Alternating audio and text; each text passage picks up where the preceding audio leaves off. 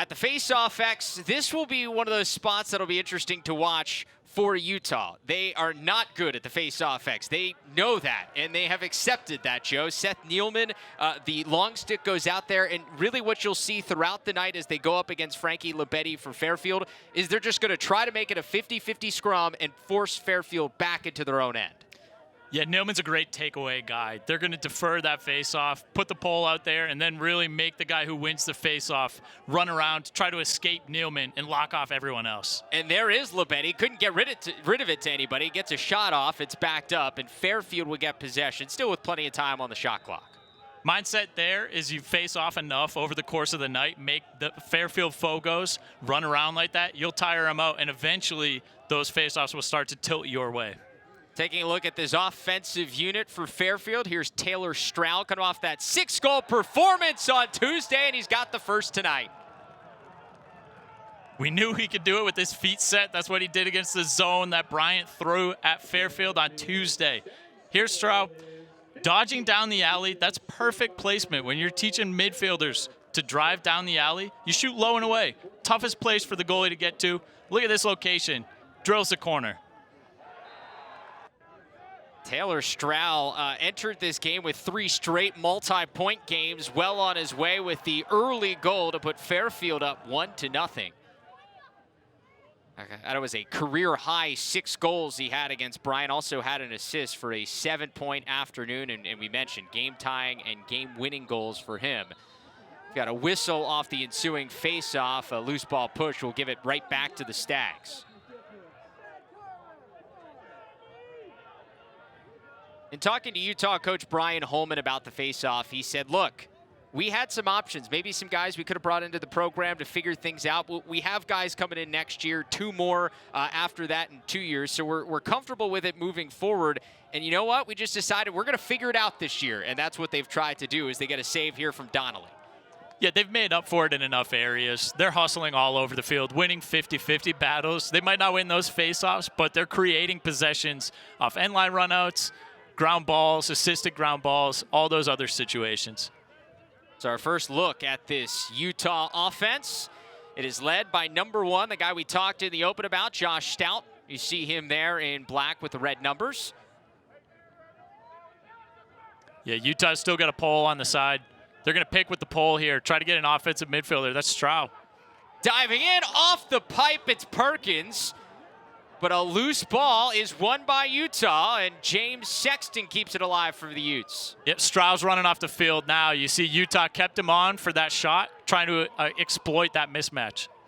On the doorstep, Perkins couldn't get a shot off, and it's a ground ball won by Fairfield, turned over, but it's right into the back of the net for Corsiniti. Utah loves those substitution games. They'll play 5-on-5 for as long as possible. It creates so much space for them to dodge. You saw the pole pick there right along goal line extended. Really tough area for the on-ball defender to get through without any help from the pickers, man. And that is another place where Utah has been able to get some possessions is in their ride. You'll see a 10-man at times tonight, and they went for the long pass there as Jake Timon couldn't connect. They're a reflection of their coaches, aren't they? It's true, yeah. You put Will Manny and Marcus Holman, a bunch of guys that are known for their ability to ride on this coaching staff, and it just kind of rubs off on this team. Yeah, wouldn't expect anything else. This one brought in by Dylan Beckwith. Feeds back out on top, and they lost the ball, but kept alive here for Fairfield, and they'll settle in. This is Patrick Drake, the freshman from Wilmington, Delaware. Tied for 3rd on the team with 14 points so far this season.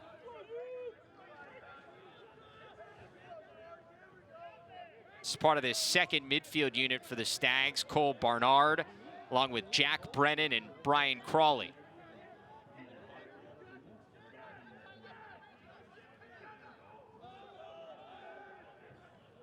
Beckwith, full head of steam, saved by Donnelly. Yeah, Fairfield looking to initiate out of the midfield there. They've gotten some good sweeps so far. Those are so tough for a goalie to track when you're moving left to right and you can bring him off the pole like that. A couple of early saves for Donnelly as Utah brings it into the offensive end. Those 2 saves, too, have been good shot locations. Donnelly's just getting there.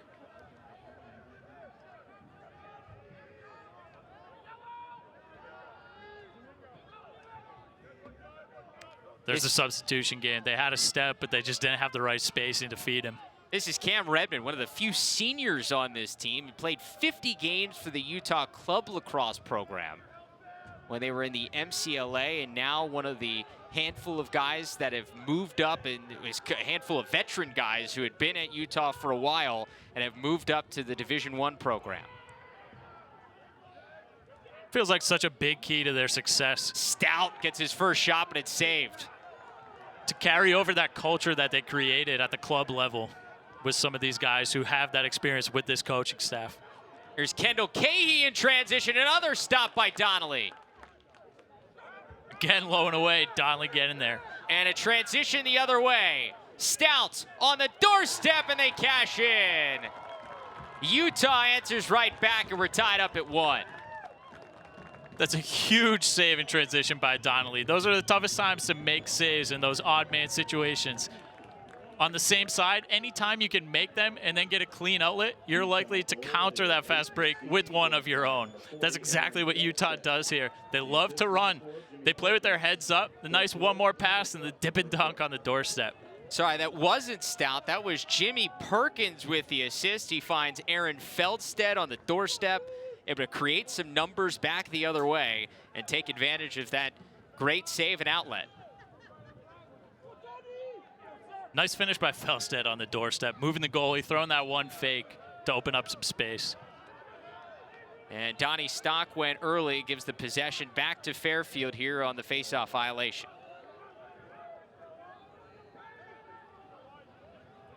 We didn't talk about him in the open because he was kind of overshadowed by Taylor Strau's big performance on Tuesday, but Dylan Beckwith is one of the guys that you need to keep your eye on for this Fairfield team. Entering the game, leading this team in points, 12 goals, 17 assists for 29 points on the season. He's number 22 in white. Keep your eye on him. Here's Travis Ford, whose shot sails wide. Yeah, I think Beckwith might be their best feeder. Where Strau really had success against Bryan was as a step-down shooter. You look at Beckwith as one of those guys who can dodge, draw a slide, and create for others. From the top of the box, it's Brendan Quinn on the run. Gets his step. Bounce shot well high. Good help defense by Utah there. It's tough to dodge when your teammate is outside the play like that, and they can just crash down adjacent. This is Drake bodying up his man. Skips it back over to Beckwith. Tough angle. Yeah, really tough. They've been initiating with the midfield. The one downside of that is that your stick's going to be to the outside a lot of times when you're shooting like that. Every step you take, too, cuts down your angle. They haven't really been looking to get anything going from X yet. Still 14 seconds left on the shot clock for Fairfield. Here's the pick. Good help by the Pickers defender. Beckwith splits 2. Donnelly another stop. Already 4 saves on the night for Donnelly. Yeah, you like to see Utah trusting their short stick to step up and deter Beckwith from taking that free sweep off that pick. Somehow Beckwith was able to get away, but another good save by Donnelly. It's James Sexton, the transfer from Onondaga Community College, a 2-time All-American in his 2 years at OCC. Certainly playing at OCC, he's comfortable playing around some of the best players you see in the college game. Great pipeline coming from Onondaga Community College to all sorts of Division I programs. Yeah, absolutely. It used to be back in the day, those guys would go straight to Syracuse, but you're seeing them travel up, going to all these programs now. Much to the chagrin of John Desko. Some other people figured out about the secret. Yep.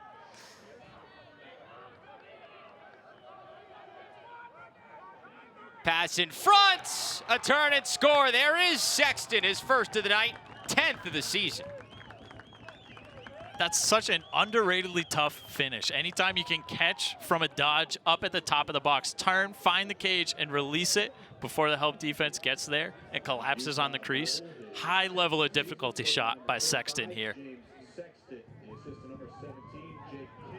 Great dodge by Cantlin, dodging with his eyes up, looking to feed the crease. this Utah team, they play so unselfish. They'll go to a lot of sets where they look like they're playing one-on-one, where they're inverting short sticks and trying to exploit those matchups. But really, at the end of the day, what they want to do out of those isolations is create an advantage for their teammates off ball.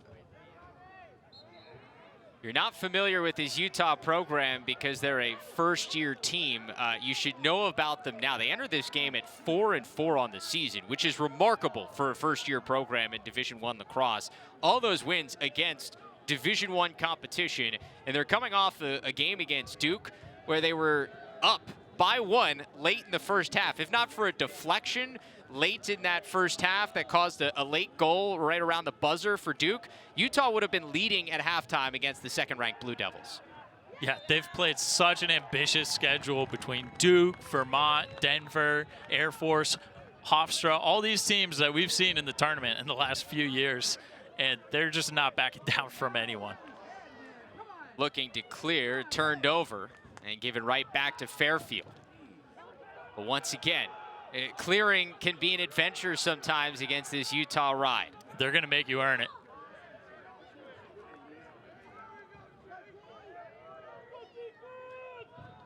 And the offense will settle in here for the Stags. It's an offense that at times has been good and at times has been up and down with some new pieces finding its way into the mix. Patrick Drake, the freshman, and Brian Rita, another freshman, getting the start here at the attack unit. And a sophomore here, and Brian Crawley striking through. Drake with the shot on the doorstep, can't get it to go. The backup goes to the Utes.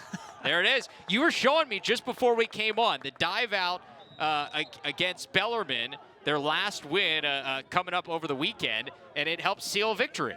Yeah, that was the final play of the game. Few seconds left on the clock. 2 Utah Utes diving for the run out on their win over Bellarmine. And then you see it there. They're just going to hustle to the end line.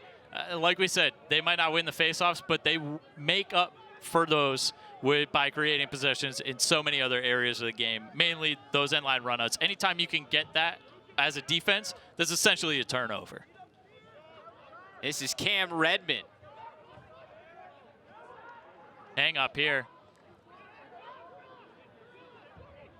Perkins has been good in these situations. Let's see. I love that pick. Looks to split two. He's held up. And the whistle goes against Perkins. Gives it back to Fairfield. I think they called a moving pick. Oh, yes. We're seeing that more and more. I don't know who started it, if it started with Penn State, but a lot of programs are picking right on GLE for that hang-up.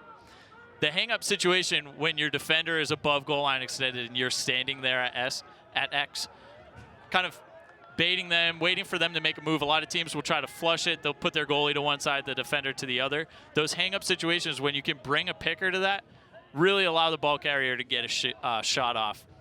There, Fairfield really jumped it. I like the aggressive pick play we've seen by both defenses so far. Travis Ford aggressive with the shot, but saved once again by Donnelly. And here come the Utes in transition. This is Samuel Cambert. And talking with Brian Holman and his Utah staff, the thoughts on Cambert was he does not play like a freshman. Certainly confident in his first year in Division I lacrosse. A lot of freshmen on this team that do not play like freshmen. That's what you need if you're going to be 4-4 as a first-year team. They've been asked to grow up quickly, and so far they have. Quick ball movement. Yeah, again, little bit of a numbers situation. What you just saw there kind of looked like an extra man opportunity just for a split second. You know, not like a 30-second 6-on-5, but they had a quick advantage that they gained via the sub game. Brandon Wilson looks to dodge. I like his game. He's a quick dodger. They get him at X a lot against short sticks. He dodges for his own shot and for others. That was initially batted down, but they keep moving it for Utah. Wilson, save. Putback is good. Jimmy Perkins with his first of the night. Cleaning up the garbage. They win those 50-50s. That's such a key area of the game after a shot like that, to win your own rebounds or as an offense to steal those from the defense. Perkins, the Robert Morris transfer, gives Utah an early 3-1 lead. You take a look at the timeline to get Utah to where we are today. It all started back in 2016. Coach Brian Holman, coming off winning the national championship with North Carolina as an assistant, takes the head coaching job then of an MCLA program in Utah. That, of course, led to a little less than a year later, the school announcing Division I men's lacrosse would be added during the 2018 school year, entering this 2019 spring. Moving forward, the program officially joined the athletic department in this past July. That was also when NCAA rules began to affect this Utah program. And in their first game coming against Vermont, February 1st, actually the first game of the entire college lacrosse season this year, that was a 21-6 loss against the Catamounts at home. But just about a week later, just 8 days later, win number 1 in Utah Division I lacrosse history. They beat Mercer 13-9 at home, and they checked that one off, and then checked off their first ever 3-game winning streak not too long ago, beating Air Force, Furman, and Bellarmine in back-to-back-to-back games, able to get to 4 wins so far in the season. As we take another look at Perkins' work on the doorstep. Yeah, huge goal for the Utes. They get those 50-50 balls off the rebounds, off the runouts. Let's see if they can start putting together some face-off wins here, or at least some turnovers, create some turnovers right after a face-off loss. Once again, Seth Nealman, the long stick, close defenseman, going out to the face-off X, looking to make this a 50-50 ground ball and just make it difficult for Fairfield. And there you go, Utah able to win it. All you got to do is give the Wings a chance. Once you make it a 3-on-3 party, it's the odds tilt a little more towards your favor than 1-on-1. And Seth Nealman, number 5 in black for Utah, a guy that just about never leaves the field. If he's not facing off, he's usually on the face-off wings. And if he's not there, he's down at close defense. So he's a guy you got to know on this Utah team. Is that one kicked away? Yeah, and if he's not playing close defense, he's up running on the break and maybe even playing a little hangman to let the Utah offense have some more space. And another turnover in this difficult ride for Utah. Yes, it's still early, but second ride back so far on really only a few clear opportunities for Fairfield. And this is the end of the field for Fairfield that has been struck with a little bit of the injury bug as of late. They had up to 3 different guys out at different points of the last couple of weeks. As that's going to be a crease violation on tough Utah. feed inside. We're seeing a little bit of zone from Fairfield here. It's an ambitious feed. We see Jake Timon back in there. He's a guy that's dealt with some injuries for Fairfield. Andrew Murrow and Sean Sweeney both have missed time as well. So an end of the field that Coach Copeland said is very green for the Stags, just trying to figure out some different pieces to be able to plug and play.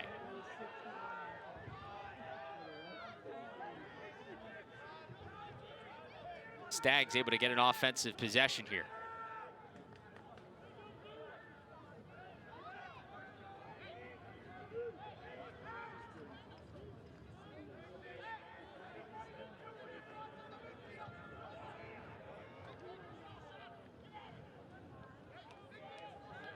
This is Patrick Drake, the freshman, gets it back over to the midfielder, Travis Ford.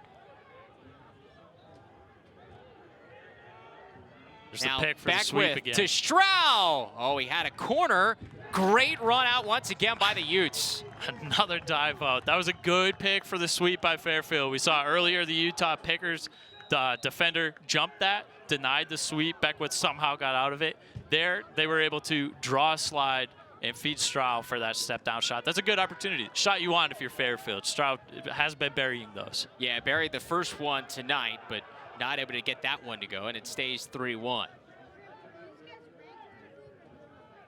Yeah, as an offense, in theory, you just shouldn't lose those runouts. You should be wider than the defense, especially behind the cage.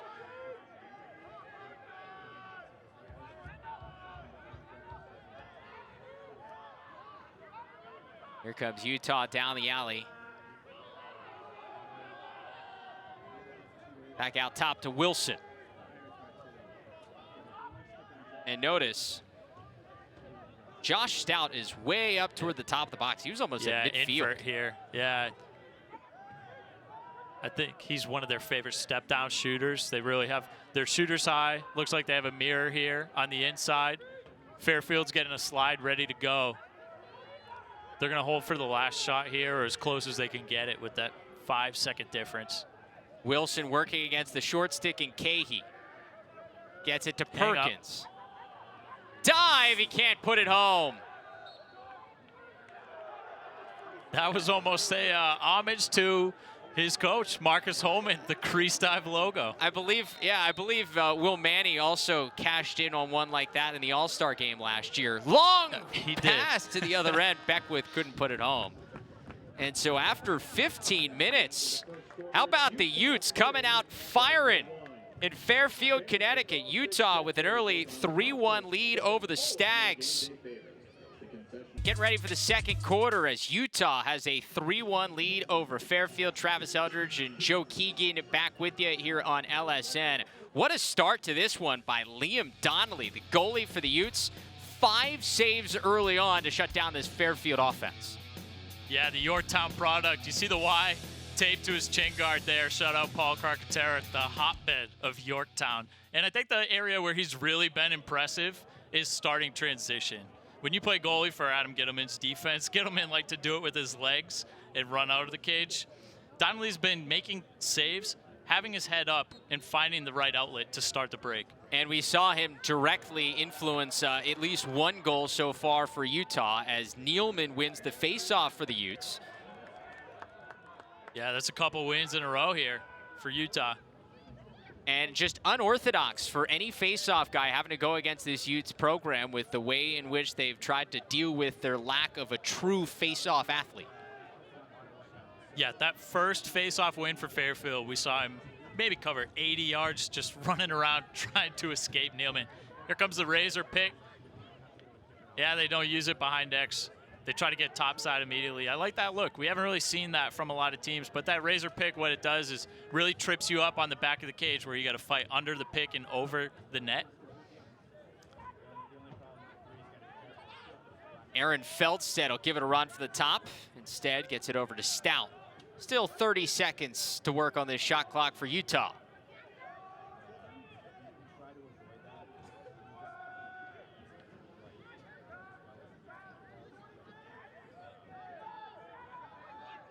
Short stick matchup here.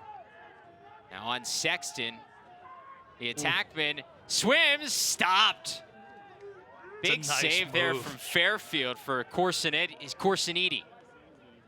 Yeah, good change of direction at X there. You'd like to see him take maybe one more step and improve his angle. Like you said, great save by Corsiniti. Already 4 saves for him as well, so both goalies with a solid start to this one. For sure. And with the shot clock, and he was talking with Loyola coach Charlie Toomey earlier this year, and a former goalie himself. And with the shot clock, so much is not only on just being able to make the stop, but actually making the save and catching the ball if you're a goalie. Because first off, you limit the rebounds and a new 80-second shot clock. And secondly, you can get that ball up and out, not have to worry about that 20-second clearing clock to get it over midfield. Yeah, the 20 seconds has been a challenge for teams through February. I think teams are getting used to it, but again, obviously 20 to the midline is a lot more difficult, it seems, than 30 to the box. Beckwith, we had one of our refs great take a move by the tumble. ref. However you need to get out of the way, that is what you do. Hey, maybe the only person crazier than the goalie standing there with the pads is the ref. Some of our referees. Yeah. Dodging off the pipe for Fairfield. I love that shot off the underneath move. Really brings his stick back to the middle and increases his angle. Puts it in his right hand, improves his angle, brings it up high. Really unpredictable angle for a goalie. Almost simulates what you'd see from a long stick shooting. By the way, shout out to our referee crew tonight, Anthony Peranti, Peter Weaver, and Christopher Schmidt. An agile crew. That was one of the better moves I've seen. So you've got a over and back here. Yeah. Yeah, just barely. Looked like shot clock was at 56, 55. Can't go back after it hit 60. The turnover gives it back to the Stags offense, who's been stagnant since scoring less than a minute in. Gotten good shots, just haven't been able to find their way past Liam Conley and Cage.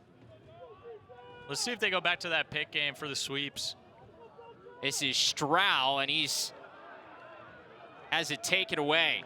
Yeah, tied up by Belcher. Looked like it was Belcher who got the lift in on that trail. Trail check after getting beat initially. But again, we say beat relatively. He's forcing him to the outside. Utah's denying the middle of the field where those best shots come from. Anytime Fairfield's Dodgers are driving down the alley, although that was how they scored their goal, Utah's going to be okay with that. Here comes the invert. Look for Perkins to maybe pick or mirror here. Cantlin sends it back to Perkins. He's got his man caught up again. Let's see how they play it. Do they pick for him at goal line extended? Does he go for the dive? Still plenty of time for Perkins to operate. Right. These are interesting with the shot clock. It used to be you get a hang up, the defense is going to look to flush. Now with the shot clock, ooh. Sexton couldn't handle in front. Good defense from Fairfield, and they create the turnover. The pick and the slip, but the collapse by the Fairfield defense arrived on time. I like that look. But like we were saying, the hang up with the shot clock puts the pressure on the offense, whereas in the past it used to be could hang out there all night. Yeah, defenses move. You know, now you're playing chess with the hang up. Okay, offense, your turn. You have to do something with it. It's Travis Ford, the junior from Webster Thomas, New York. His brother Trevor also on the team. And as a Travis, who's been called Trevor plenty of times in my life, I can only imagine what Trevor and Travis in the same household must be like.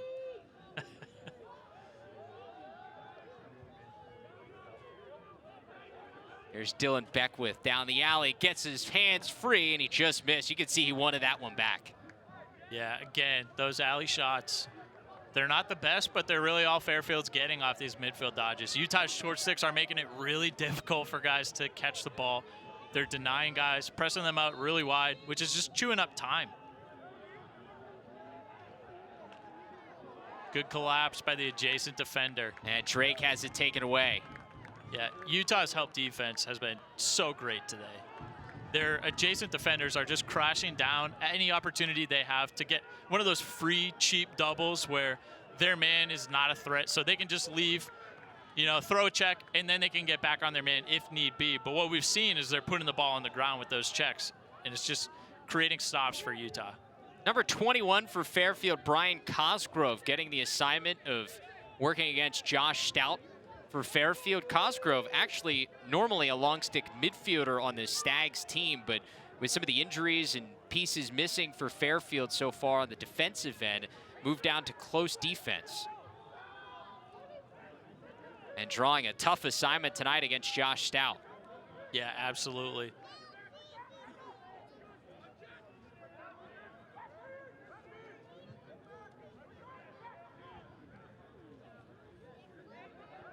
Stout again working. Under 20 seconds on that shot clock. Here we go. Nope. They're just going to let him go. Let's see if he can create. Out to Sexton, now under 10. They got to hurry. And he just sends it to the corner as Wilson saw nothing there. Good defense by Fairfield there. Anytime you can get a shot clock violation after 80 seconds, that means you were doing something right for over a minute of defense. I really liked the short stick defense on the backside after they moved it a few passes away from Stout's dodge, and they were able to deny that, sort of re-dodge. It's really tough in those situations when you're sinking into the backside, from the backside. Then your man catches the ball. You have to approach him and deny that dodge. See if Taylor Stroud can get something going once again. The only goal tonight for Fairfield came right in the first minute of this game. Instead, Beckwith spinning, another save from Donnelly. He has been the star for Utah so far tonight. Yeah, who else with the rebound but Nealman? Covering Stroud, taking faceoffs, gets the rebound there. This kid's everywhere. Nealman entered the game with an assist, 29 ground balls, 11 caused turnovers, and also taking more than 100 faceoffs this season. He's checking every statistical category. Yeah, he's got to make Ryan Conwell's Stat Freaks column on Lax All-Stars. If that doesn't, then I don't know what. It's Zach Currier numbers. Yeah, that's exactly like it's Zach Currier with a long pole. As Fairfield is able to cause a turnover here. Adam Reestis and company looking to clear, and they do.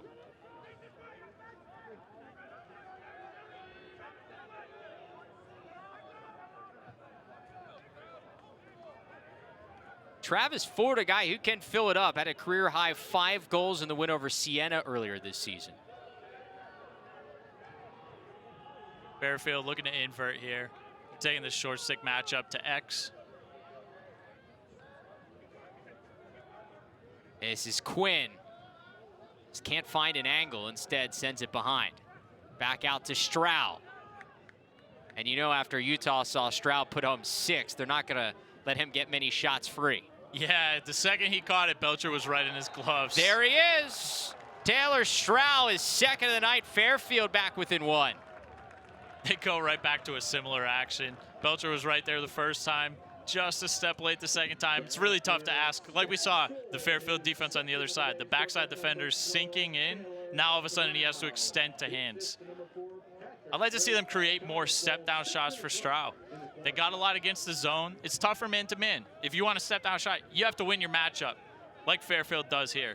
They win a matchup, draw a slide. Now the defense is moving. Now you can find a guy like Stroud and give him time and room. Give the freshman Patrick Drake the assist. And Stroud already 2 goals tonight after the 6 goals on Tuesday. He's making a case for CAA Player of the Week. Really should have been 2 assists on that goal. That's one of those that deserved a hockey assist. I know you're a big fan of the hockey assist, as Frankie Labetti is able to win the clamp. Once again, Nealman making it difficult, and it's kicked out of bounds by Fairfield, and it'll give it to Utah. Those exits are so key as a face-off guy. Planning those, varying your exits off the face-off win. You can't go to the same direction every single time, or else a guy, especially when you're going against a pole like Nealman, who's just waiting to see. His wings, too, know where you've gone. They're anticipating what direction you're headed in. And so Utah is able to take a timeout as they got possession. We'll step aside here on LSN. Under 6 minutes to go in the first half. The Utes with a 1-goal lead here on LSN.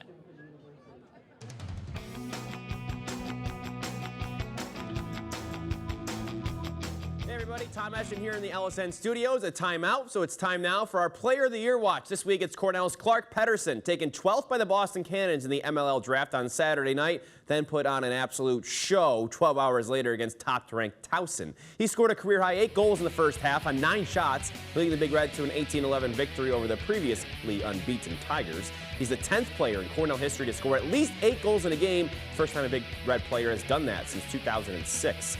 Pedersen scored 2 goals in their loss to Penn State just 2 days earlier as well. The senior out of the Hill Academy now has 19 goals and 5 assists in 5 games this season. Obviously already on pace to surpass his 2018 total of 44 goals, which was a career high.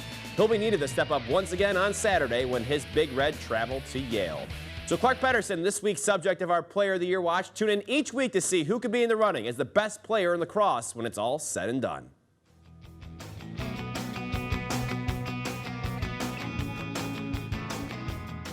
Back in Fairfield, Connecticut, Travis Eldridge and Joe Keegan as the Utah Utes first-year program with a 1-goal lead over Fairfield so far in our CAA Game of the Week.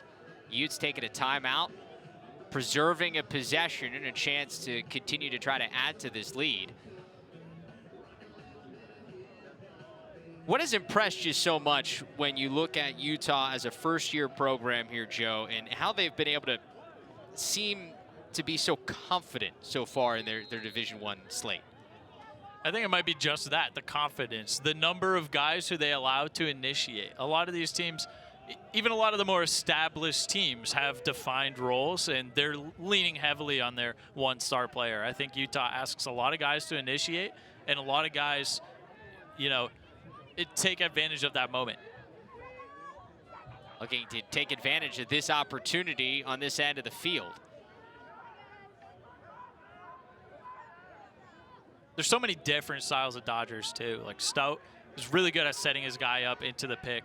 Wilson is so shifty. This is Stout. Good rollback. Shot sails wide. Still 23 seconds left to operate as James Sexton backs it up.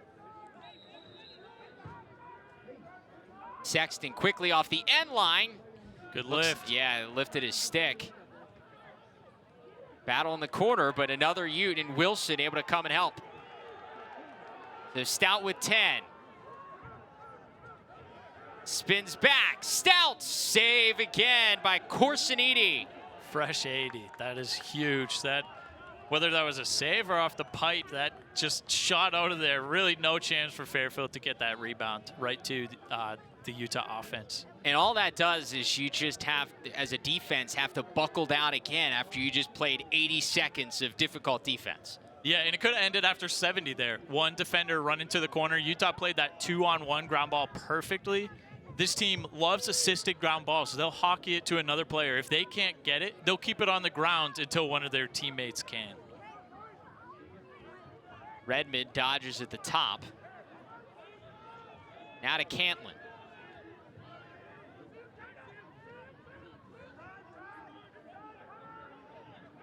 Stout spins. His helmet got taken off, and that will be an immediate flag. Josh Stout was saying, hey, let's keep going. Yeah. I don't need a helmet. Looking like Jason Witten. And we get our first flag of the night.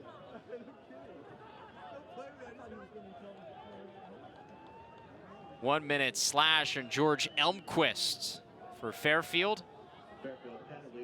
Our first look at this Utes man-up unit. Yeah, that's got him clean on the chin. Right up off the side. Utah's a man-up unit, only at about 33%, 9 for 27 on the season. Yeah, curious to see what they do here. They had a nice man-up goal against Duke. Starting with a couple guys inside, then they'll pick for those guys, try to pop them as shooters. A man-down unit for Fairfield has been not as good, only 53%. And yeah, they're playing 5-on-4 right now for Utah. And it's score! In front, it's Perkins with his second of the night. Shut off by Fairfield, taking Stout out of the man-up offense creates space. They played, like you said, 5-on-4. Advantage tilts towards the offense. Yes, their top scorer is not part of the extra man, but like we said, lots of Utah guys who are confident creating, confident with the ball in their stick. This is really a team offense. It's an unselfish offense. Perkins here going to pick, sees the open space in the middle, just cuts there. He was waving that pick on. They were looking to set up a seal for a step-down shot. They get an even better shot just by slipping Perkins right into the middle of the field. And another face-off win for Utah. It ends up in a Fairfield stick. A loose ball, and it goes in! Wow. Utah able to deflect it in. I believe it might have been Samuel Cambert who got it just enough of a piece. That is a hockey goal if I've ever seen one. See him with the celebration there, ready to take a hockey face-off. The second that Fairfield dropped that down in the crease, we got to see this replay. Oh, there he is. It's just laying out there, and he just swiped it in. That was a backhand. Already Cambert's third goal of the season. The long pull, as we told you, not playing like a freshman, according to head coach Brian Holman, a guy who can go both ways.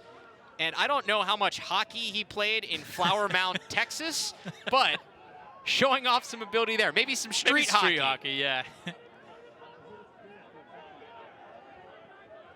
Savvy move. You got to imagine that's a huge part of their practice routine, whether it's those assisted ground balls or just batting the ball while it's on the ground, playing it to space so that it's easier for you to pick that up. We saw Utah 2 pulls on that faceoff have a little bit of trouble to secure the possession. It's tough in traffic to pick the ball up with the long stick. So back-to-back goals has Utah up by 3, their largest lead of the night, and Fairfield in need of an answer. Yeah, Fairfield loves this location on their invert, so to speak. They're taking them really to the low wing rather than to X behind. This is Stroud. He's got the 2 goals for Fairfield tonight. Sends it over to Ford, and another stop by Donnelly. It's poked free, though. 50-50 ball. And guess who has it? Utah.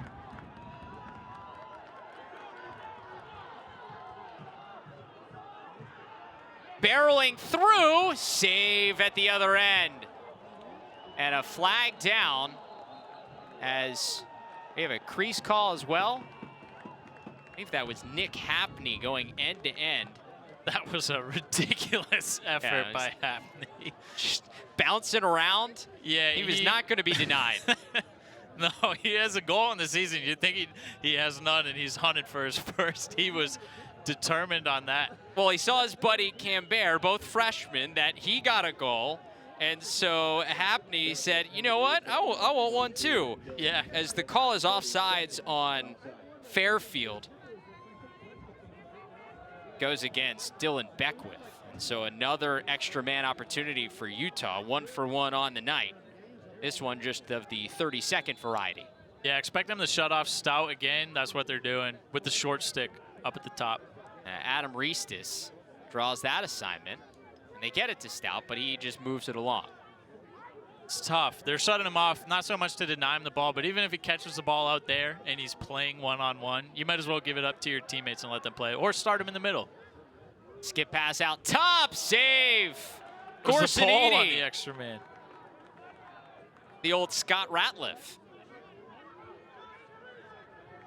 And you don't see that often. No, you do not. Corsiniti really needed that save here for Fairfield. And they have a chance to kill off the rest of this extra man. They do. We're back to even strength, but a turnover once again.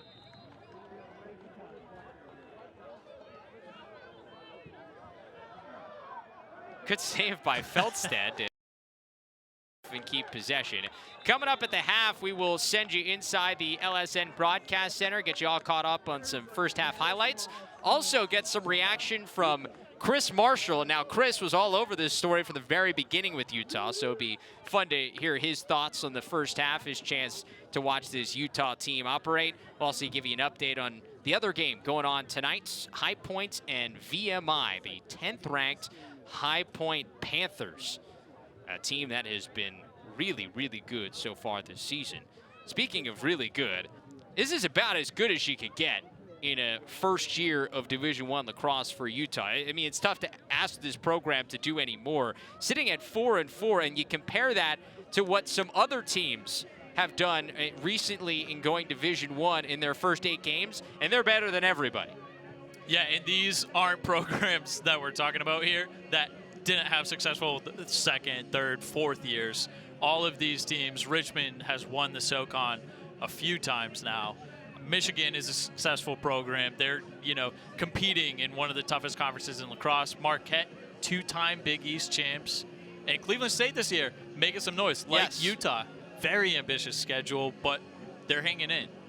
Both Utah and Cleveland State, 2 of the 4 independent programs in Division I men's lacrosse.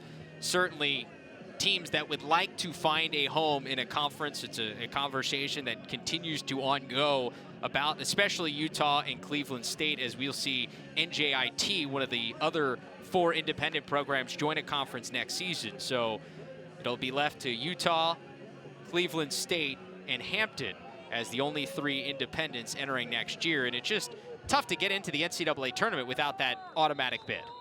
Yeah, really tough. And tough to schedule, too, as Brian Holman and Dylan Sheridan have figured out. You got 9 at-larges, and everybody who gets in from the ACC is coming in at-large. So whether that's 3, 4, 5 teams, that's hogging up a lot of spots right off the bat. Under a minute to go here. Utah with a 3-goal lead, their largest of the night, looking to add to it before the break. And they can essentially hold for one here at the end of the first half. Barely a point-something second difference between the shot clock and game clock here. Yeah, it looks like that's what they're going to do. They're really not in a rush right now. What time do you like to go here? Depends if you're playing against a man or a zone defense, but I would say get into it at 10 seconds, although the last game we called Albany-Drexel, 15 was too much. It's and true. There's a transition goal the other way. Skip pass out top. Good hitch. Feldstedt saved by Corsiniti. Quickly the other way, nobody home. A big save for Corsiniti to keep it a 3-goal game, but how about Utah? Their second game of the week for the Utes, coming off the tight first half they played down in Durham against Duke. They've got a 3-goal advantage at the break over the Fairfield Stags. And so it leads Utah up by 3, their largest lead of the night, entering this third quarter. Taylor Stroud, the only 2 goals for Fairfield so far. And as we talked about throughout this first half, you're just joining us, not a traditional face-off guy for this Utah program. They'll throw a bunch of different guys out there. For most of it, it's been Seth Nealman, the long pole, a close defenseman who does a little bit of everything for Utah. And here he wins the scrum for a loose ball and wins a face-off for the Utes. Yeah, just lifted and lifted and lifted and made it impossible for Lynch to pick up the ball. Felstead with a little assist there on the ground ball. Utah is just going to scrap on those situations. They're going to let Fairfield win the clamp, but then if Fairfield's predictable with their exits, Nealman's going to be all over them. And credit to Utah, they were 50% at the face-off X in the first half. They win the first one, so they're over 50% so far tonight.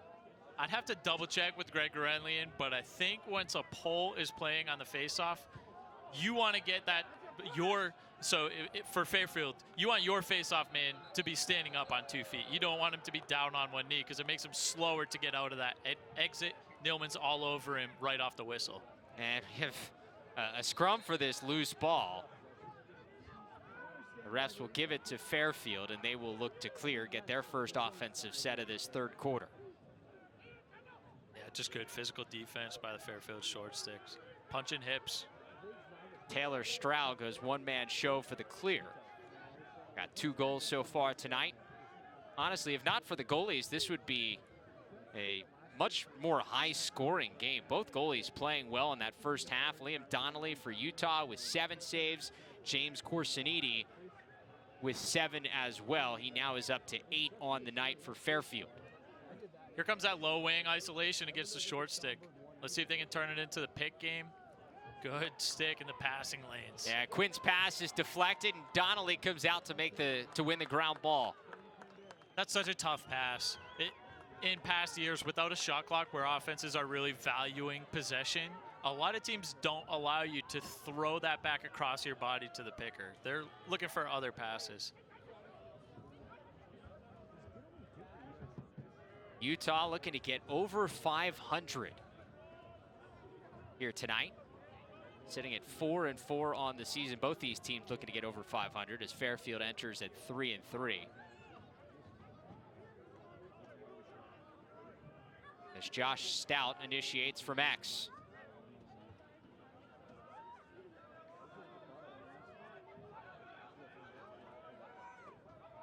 Here comes Perkins.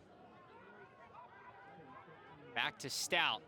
Good look. Pass in front, just wide.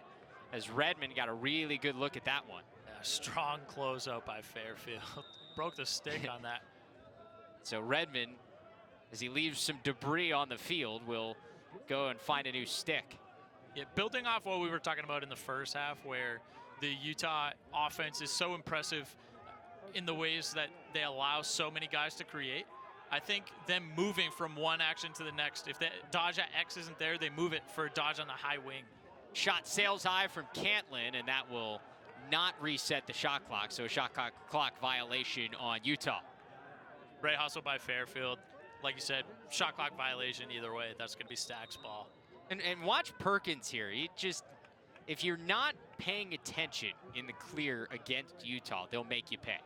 Just make you think about everything a little bit more as Adam Reestis brings it into the offensive end. They make you earn it for sure, whether it's a ground ball or a clear. They take pride in those hustle plays. Strahl's been the dude for Fairfield. 6 goals on Tuesday. He's got 2 tonight, number 12 in white.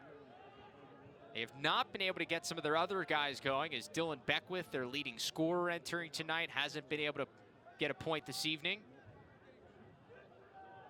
And Patrick Drake, the freshman attackman, hasn't had much going, just an assist, as that ball is taken away. Short stick with the takeaway. You just don't see that a lot, but really good physical defense, gets low. And that's where you want to lay into your cross checks if you're an on-ball defender. You want to punch the hips. Riding up high, you're going to get a flag. You're not really going to move the guy a lot. Long pull shot from Camber. He's already got a goal tonight, but he can't cash in. And here comes Brian Cosgrove. Could be numbers the other way. Looking for an option. He's got to go back with it, though. Yeah, great hustle by Utah. Got back in the hole. They had 2 poles down there on that fast break, and Fairfield was able to have some more guys running.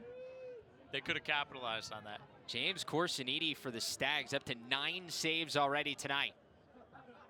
We're seeing so many high save totals in the shot clock era. There are more shots that are maybe not perfect, not the exact shot you want, just a good shot, and it's created more opportunities for more standard saves as Beckwith dodges and loses it. Loose ball push will give it back to Fairfield. Yeah, whether they're the quality of the shots that we've seen in the past, it's still a shot on goal. The late, great Dave Huntley presented at LaxCon a few years ago. Shots on goal, if you... Another save from Donnelly, and that was a great shot as Beckwith off the rebound. He can't put it home. Another shot saved. How about one more? Another stop from Donnelly. And a tie vote nowhere near the end line, but Utah's going to sell out. Holy cow. Stroud couldn't get it to go, and then a helmet. He dropped to his knees on a couple of those, pops right back up, locates the ball. That's a ridiculous sequence from Donnelly. And we've got a timeout as Utah is all sorts of pumped up. Utah playing game 2 of their spring break trip as we take a look at what this journey has been like. It started, of course, in Salt Lake City. They flew earlier this week to Durham, North Carolina to play Duke. They were in that game against the Blue Devils, as we talked about. Ended up losing that one 17-11. Spent another day on Wednesday, got a chance to use the Blue Devils facilities there and practice. Then came up, flew to New York, then bust after a 40-minute bus delay because the bus driver was stuck in traffic. Drove there to Connecticut, and then after this game, they head up to UMass on Sunday before they will go to Boston to fly all the way back to Salt Lake City. Overall, about 5,000 miles traveled for this youth program on their spring break trip. You know, I don't know if Fairfield, Connecticut, and Amherst, Massachusetts, and Durham, North Carolina are Cancun, but for these guys, they're having a good time. Yeah, this is what they want to do. The passion, you can see it on them in these games. You think the Holmans wanted to get that against Duke, the old UNC-Duke rivalry, and I'm sure Sunday Will Manny is going to want to stick it to his alma mater. As you see, Liam Donnelly with 2 saves. I think he got some help from the post on one of those.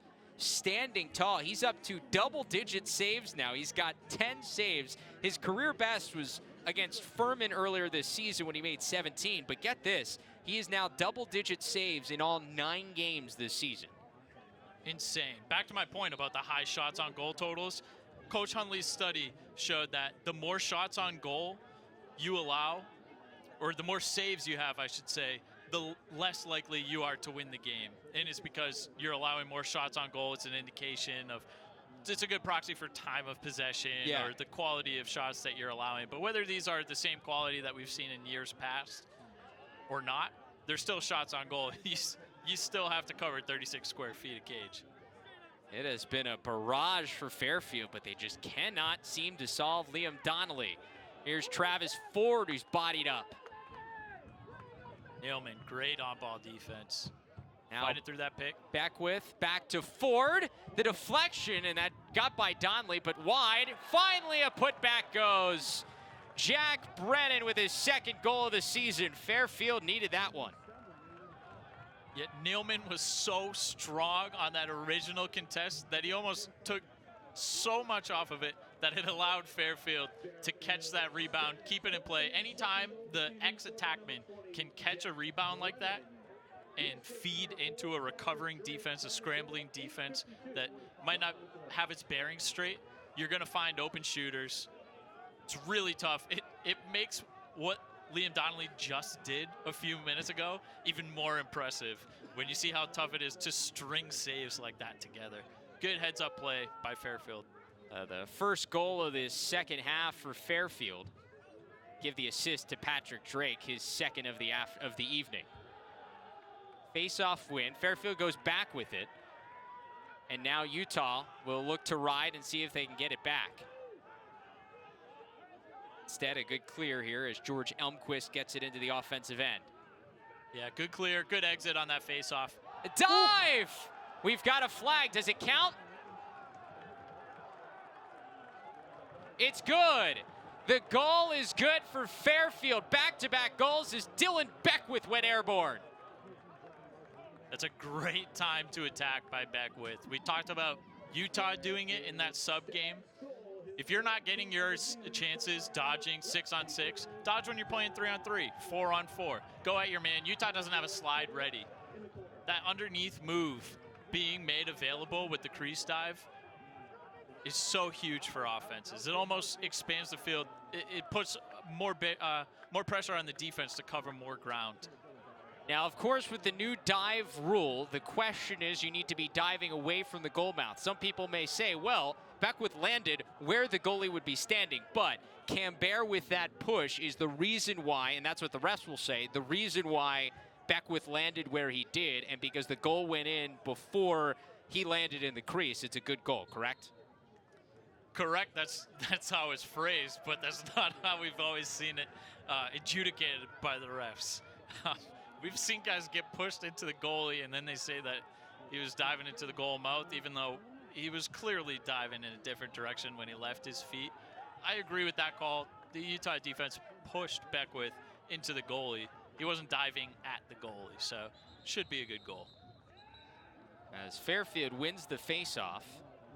Yeah, they want to get their personnel on here, burning a timeout to take advantage of that man up. And so the Stags will talk things over. We'll step aside. Fairfield with back-to-back goals to get back within one on our CAA Game of the Week on Lax Sports Network.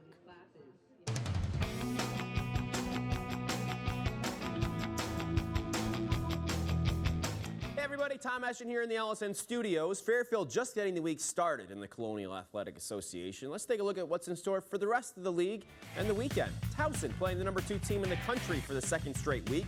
Last week following the #2 Cornell. This week playing #2 Duke in Durham. That game 1 p.m. start on ACC Network Extra. The rest of the CAA men's schedule as follows. Drexel taking on 14th ranked Georgetown. Delaware at 17th, Johns Hopkins. Hofstra hosting Providence. Then on Sunday, UMass hosting Utah. Utes quick turnaround after tonight's game. Here's a look at the women's side of things now. Hofstra and High Point playing at US Lacrosse headquarters. JMU and Temple, a game you can see right here on LSN at 1. William and Mary hosting VCU on Sunday. Full coverage from all that action on Lacrosse now. Saturday night, 9 p.m. Eastern Time. See you then.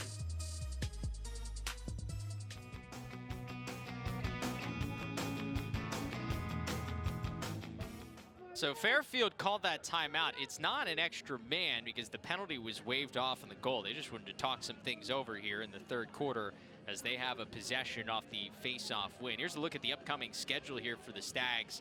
A couple more non-conference games after tonight. They go to NJIT, and then a tough one against a really good Villanova squad, despite the tough weekend Nova had last weekend in the Philly 4 Lacrosse Classic. You saw here on LSN, a team that's spent a bunch of time in the top 20, and then they open up CAA play with Delaware at the end of the month.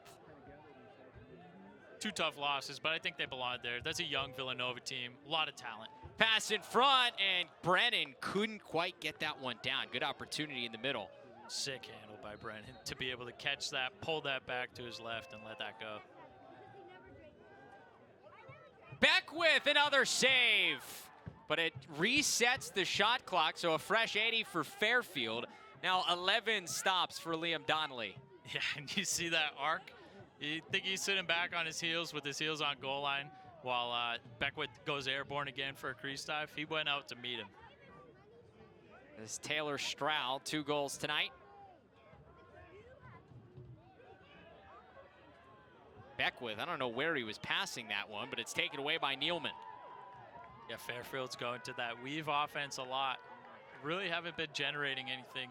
Fairfield's been great with, Utah's defense has been great with their communication through those picks, that weave concept at the midfield. And so Perkins looks to start things up from X.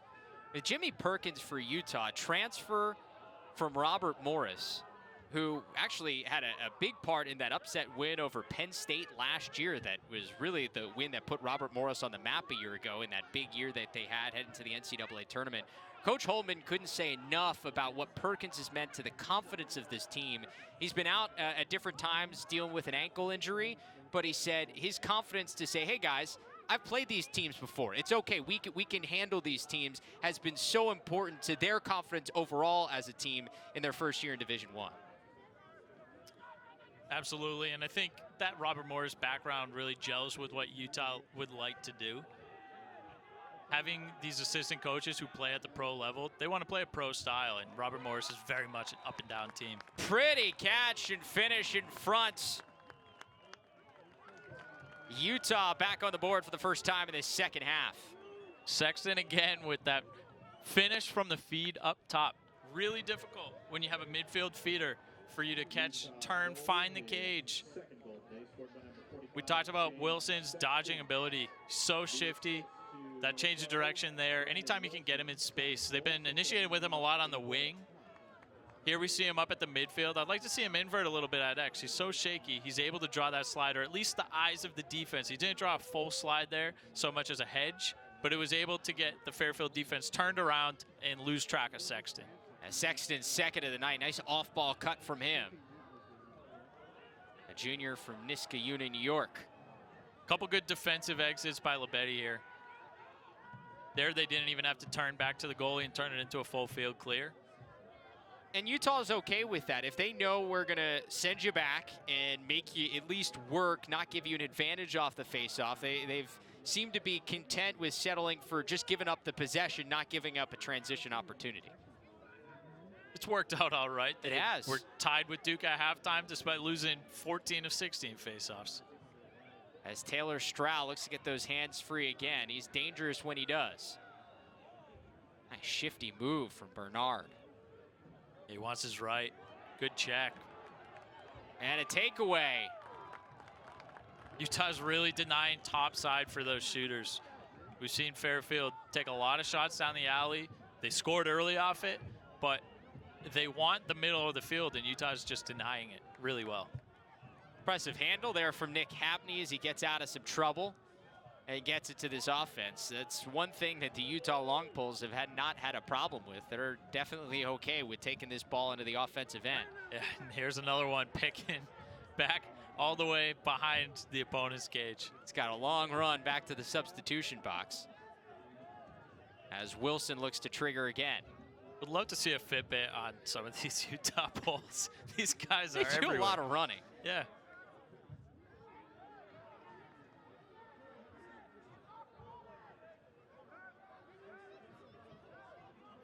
Perkins, 2 goals and an assist tonight.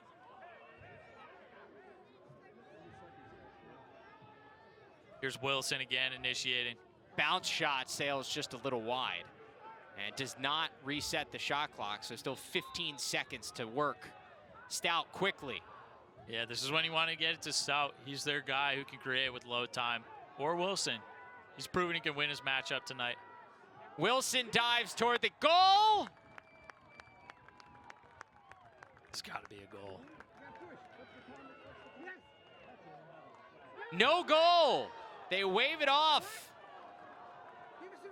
The angle he took, you hear them down on the field saying, give us the replay. You got to see this because, That's tough, but it's just turned right back over for Fairfield, so Utah gets it right back as Aaron Feldstedt quickly brings it back in.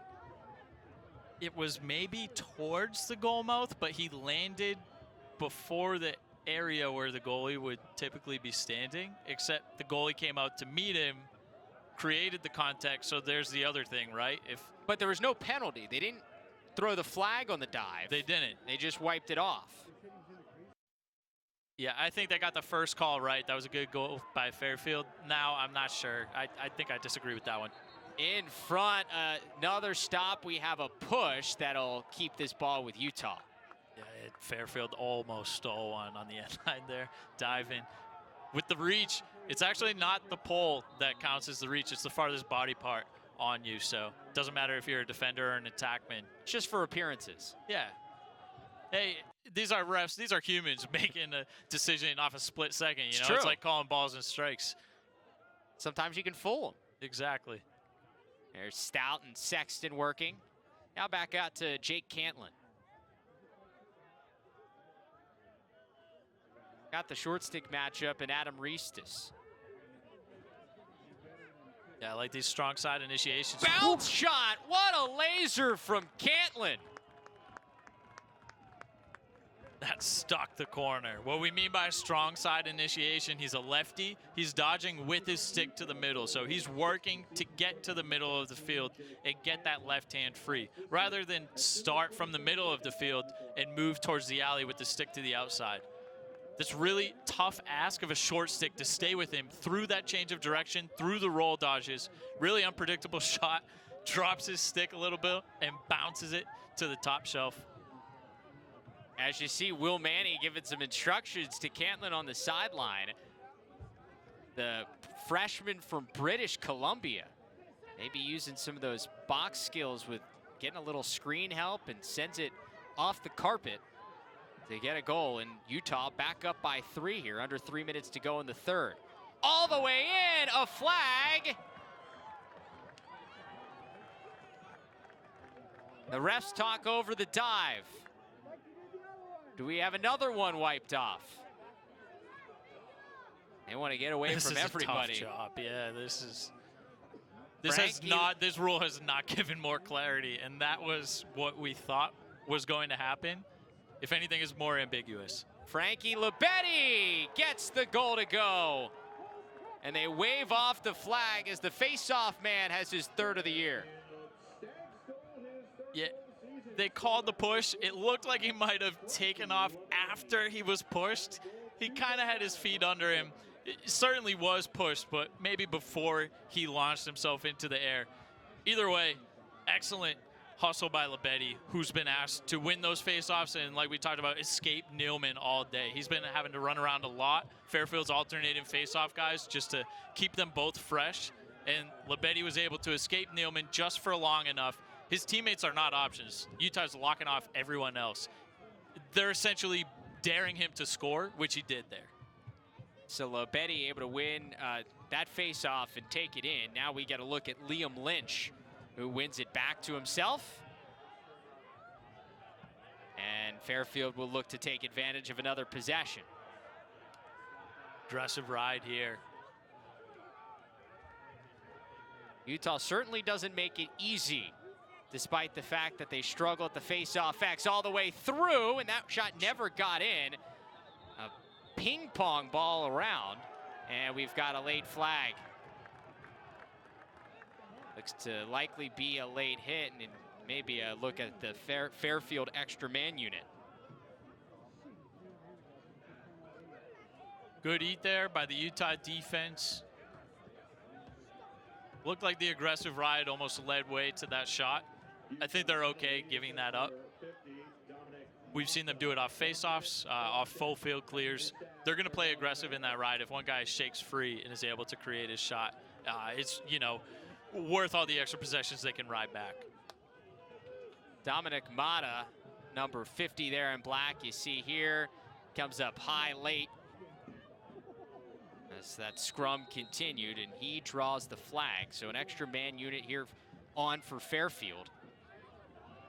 Just 31% on the season so far. I'd have to imagine they want Stroud to get this shot here. Stroud working there at the top of the box, number 12 in white. Got 2 goals tonight, coming off a 6-goal performance on Tuesday. Skip pass down low off the post. Oh, look, pass from Stroud. That's a great look. He couldn't quite squeeze it in there for Brennan, I believe, on that far side. Beckwith brings it back in. Still about 30 seconds to operate on the extra man. Ford can't quite get it on frame.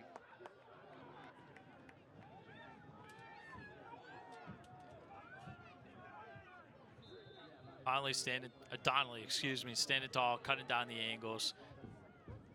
Extra man saves, fast break saves, those are almost like a daily double. They should count for extra. Drake back out top. That one kicked away.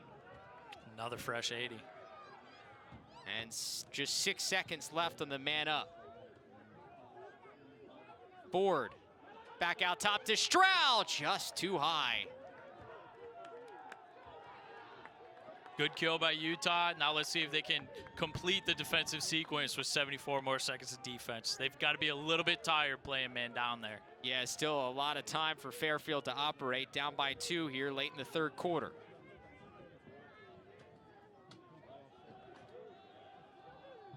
Dylan Beckwith way out toward midfield against Cambert. Step down, shot and a score. Brennan with another.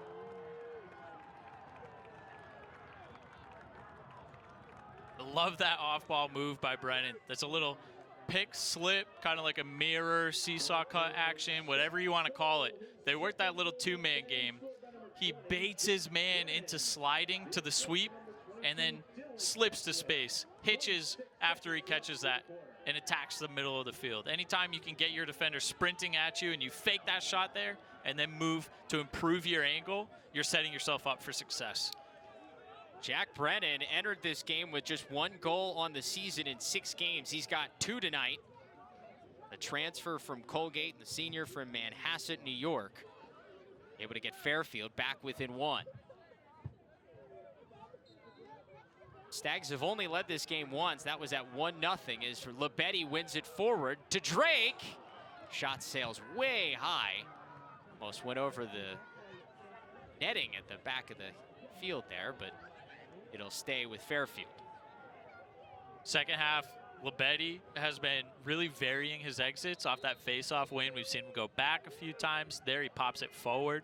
And really, he's not clamping it so much as almost pushing it to that space and then chasing it and going to win it, getting the ground ball there rather than trying to pick it up with Nealman on him. He's creating separation from Nealman, then winning the ground ball. 20 seconds left in the 3rd quarter. Fairfield can hold for 1 here as Beckwith gets a pick. Yeah, 2-man game. Feed down low. What a backhand shot that hits the post. Still 10 seconds left. Fairfield keeps. That was a great look to tie it up. From way downtown, Ford! And it's saved when 1 more shot all the way down from Donnelly. And it doesn't go. So Utah entered this quarter with a 3-goal lead. Fairfield cutting into it. But the Utes, the first-year program, still up by 1, entering the 4th. 15 more minutes to go in Fairfield. Utah looking to hold on and get win number 5 on the season. Travis Eldridge, Joe Keegan back with you for the 4th quarter. And we've said the names a whole bunch, Joe, as we look at this Utah coaching staff, along with Brian Holman, who came into this program in 2016. Adam Gittleman, the pro goalie, joined him along with his son Marcus and Will Manny as well. 3 pros on this coaching staff. A couple of guys who are the assistant coaches. Marcus Holman listed as the volunteer assistant with this program. But 3 guys that are just invaluable for these Utah players to learn from and pick their brains. Such great resources for the young players. And the true mark of a great coach is when you can see their footprint on the team We've talked about it in the past with Sean Nadalin at Towson, where they play tough like him. You can see their style of play. Manny, Holman, Gittleman. Gittleman is one of the scrappiest goalies. He is so willing to play outside his crease and do whatever his team needs for him. Manny and Holman are huge riding, ground ball attackmen, in addition to all the scoring that they do. It's really just no task is, below anybody on this Utah team. They're all up for whatever their coaches ask for them, which is huge for a young program. Yeah, and that ride there is a perfect example of how difficult this team can make it on their opponents. The ride's such a team effort. Nobody's really going to be awarded with a stat at the end of the day if you get a ride back. Maybe one person gets that caused turnover, but it's really a full team effort. It takes everybody to buy in, and it takes a lot of energy that you could be spending, trying to get your points on the offensive end. So for you to give up that energy is huge. It's sacrificing yourself, putting the team in front of yourself. Taylor Stroud, the first 2 goals for Fairfield, looking to get this team back even. They have not been tied since it was 1-1. Brendan Quinn gets sent behind. Pretty feed in front. Ford couldn't quite handle it. Good feed. Fairfield's really not moving the defense, though. They're not getting slide drawn from the inside. Whoa, Big hit from Ford from Beckwith to get the ball back. Dylan Beckwith laying the lumber. And here he Fairfield comes quickly. Beckwith, one-handed finish. Are you kidding me? There's one for the highlight reels. While we're discussing Utah and how hard they hustle on the ride, Fairfield says, we ride too. Beckwith with the individual effort to get the ball back and go all the way. We've got to see this thing for the beginning, because Dylan Beckwith a little shook it up after probably landing awkwardly on that dive. He creates the turnover with a big hit around midfield, picks it up on the quick restart. Here we go. Big hit there on Feldstedt, causes the turnover, and then quickly the other way, here comes Beckwith. And the one-handed finish, that's about what you've needed to do against Liam Donnelly tonight. Yeah, you got to throw that little fake, move the goalie, and you got to go before you're playing 6-on-6. Beckwith's goals tonight, he's dodging during the sub game. He's dodging after the ride. It's really impossible to defend a failed clear. Other way, kick save from Corsiniti. And a kick ground ball, playing it to space by Perkins. Certainly no lack of effort from either side tonight. Yeah, both goalies are playing so well right now, giving their teams a chance. So Utah will settle it down, back tied up at 7 apiece in this 4th quarter. Anytime you see a 7-7 game in the shot clock era, either the goalies are playing well. Stouts with an answer. Utah back out on top. He's their guy. We haven't seen them go to him too much today. Fairfield's been making it tough for him to catch the ball. Utah's been letting some other guys attack those short stick matchups, but Stout at X can beat just about anybody in the country. Good, hard, right-to-right move. He squares the defender up and then goes to his dominant right hand. We were talking so much about Will Manny and Marcus Holman, and when I talked to Brian Holman, the head coach, earlier this morning, he said, Josh came to us at Utah, and he's a Utah native. He came to this program as a really good shooter. He said, credit to 3 people, now he's a great lacrosse player. And that's credit to Josh, Marcus Holman, and Will Manny. The 3 of them have put in a ton of work to get Josh Stout to where he is today, and he entered this game top 5 in the country in goals per game, averaging 3.5 per. That's his first tonight, but his 29th of the season. Like you said, he's doing it in so many ways, whether it's step-down shots or initiating from X. He's really the complete offensive lacrosse player, and he rides. Great tiptoe work there for Fairfield to get the clear.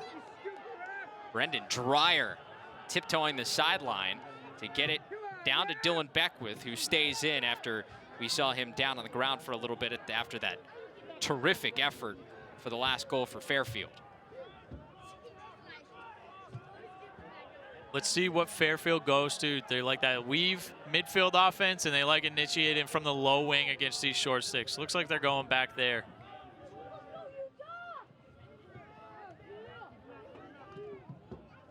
No slide. Kick back out on top. Big shot from Ford off the bar. That thing almost knocked the net over. Yeah, that's a hard shot, but maybe not from the spot where you want it. It's a good shot, but not a great shot. And that starts with this initial dodge. If they can draw a slide from the Utah defense, then they'll get a better step down shot. Quinn, and it's stolen away by Donnelly in the crease. And that spot on the field, the low wing, I don't hate it. It's a great spot to initiate with that crease dive. They're dodging from an angle where if they dive, they're moving away from the goal mouth. So it's a tough ask for a short stick to defend top side and that crease dive at the same time. Stout wanted some more. Well off on that shot, but he's got a backup in James Sexton.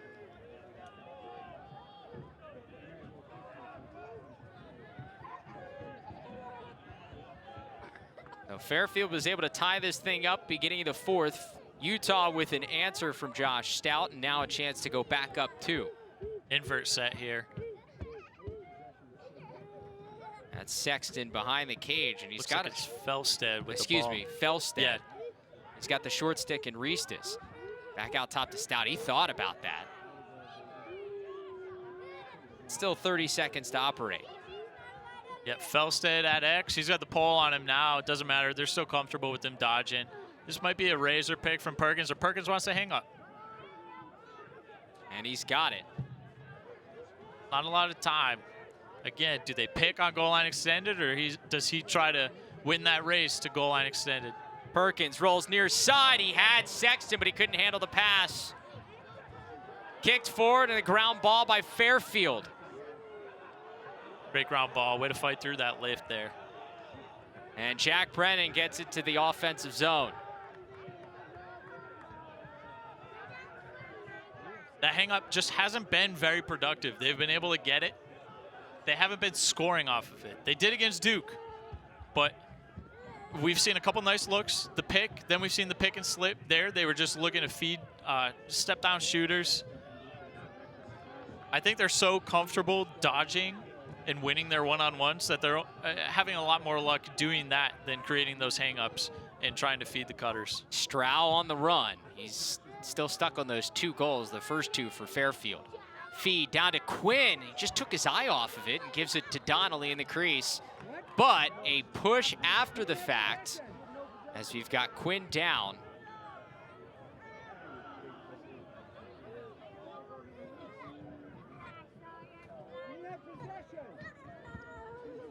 And he took a hit. Not feeling good after that one. It's his arm or wrist, whatever it is, that does not look good. Hope he's all right. Quinn comes out, but Fairfield keeps possession. It looked like it happened before that push. The loose ball push gives it back to the Stags. Just back with great on-ball defense.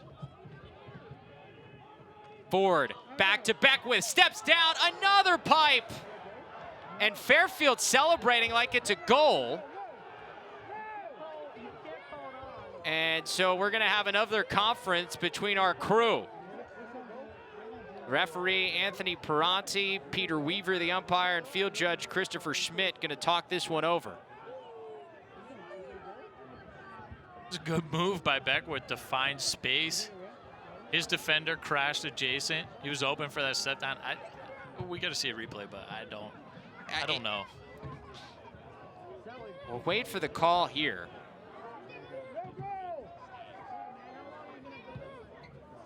If anything, they're going to say that it hit just inside the top of the bar, and they do. Refs rule it's a goal, and Fairfield has tied this up. Let's take a look. Ford to Beckwith. And if you see it bounce down, If we can get another look at that thing, it looks like it may have just inside the line. We need slow-mo. You may need a goal cam to see this thing. I truly don't know on this.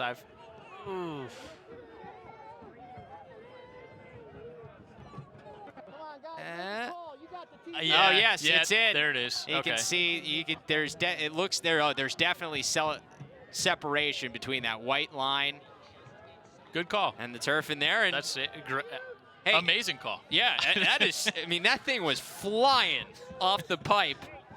I don't know what you talk about in that situation as a 3-man ref crew. So what did you see?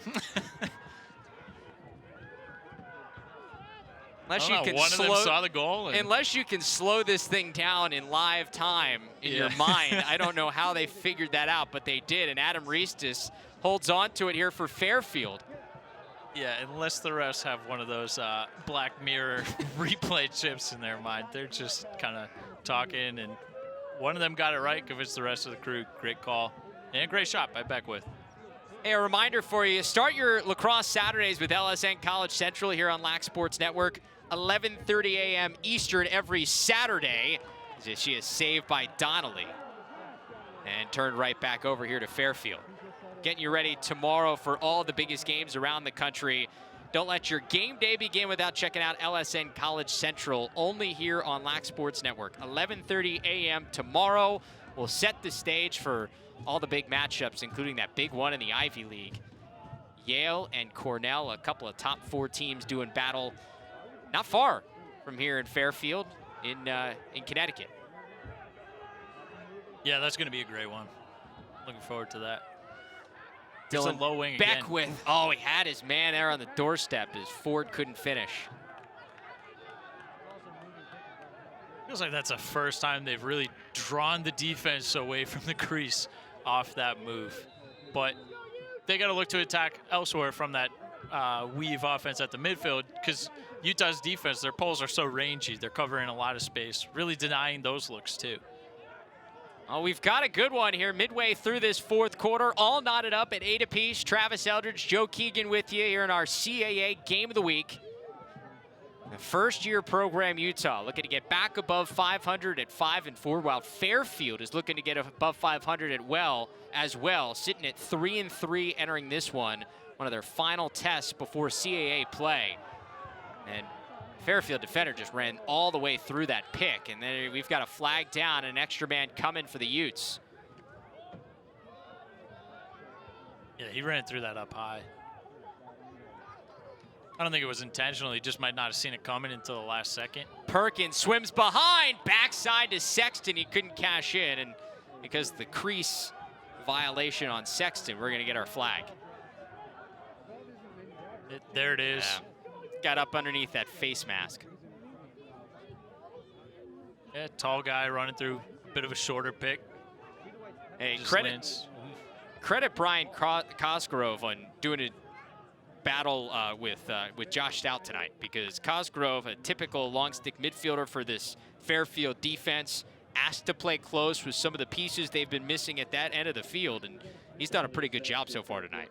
Excellent job. Not an easy transition to move from pole to close defense, and it doesn't make it easier to face a guy like Josh Stout. 1 minute extra man. Utah was able to cash in on one of these earlier. Yeah, another shut off here for Stout. They pick for him on the inside, try to pop him free. Still can't shake that guy, but so Utah's just going to play this out with the space. Playing a 5-on-4 for the most part as Stout looks to roam around the outside. Worked for them the first time. Did. Got Wilson in there working behind the cage. Dish back out top to Feldstedt. Now to Perkins, and it deflects off a Fairfield player. Good eat. Utah is playing this with all 5 offensive players, aside from Stout, who's outside the play. All 5 of them on the perimeter. They're going to sneak somebody to the inside eventually on these. Running out of time, 15 seconds left on the extra man. Perkins and Feldstedt playing pitch and catch from way downtown. How about that strike from Cantlin, his second of the night? First goal, he used the earth, bounced it to the top shelf. This time he just skips the middleman, sends it top shelf. That was from distance, but again, 5-on-4. You're not stretched as wide as an offense as you would be 6-on-5. You get a little bit closer to the net because there are fewer defenders to cover that ground. Steps into that with time and room. It's a good shot. A freshman from British Columbia showing off the range. He's got 3 points on the night, 2 goals and an assist, and he has Utah back up 1 under 6 minutes to go in this one.